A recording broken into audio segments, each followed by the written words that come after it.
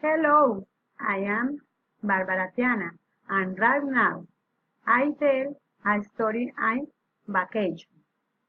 It is an activity called Speaking Activity of my course A2 English, and my teacher is Luz Elena Carreño. My vacation.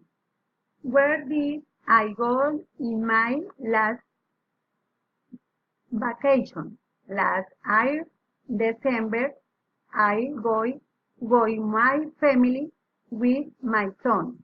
His name Oscar, and my husband.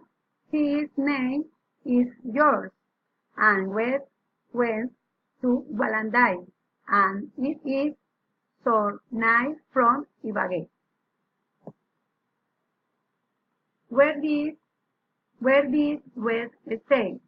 We stayed in a hotel, and it was quite wide vegetation and animals, and it is has an wonderful rabbit.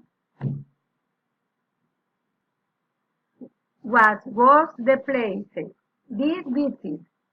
We visit name sounds as the final. We saw the tambora, the rice cultivation. Also we saw the lechona. Family time. We went each day to the rabbit in with spilled on the hammock. Is right. It was great. Thank you for reading me. Bye.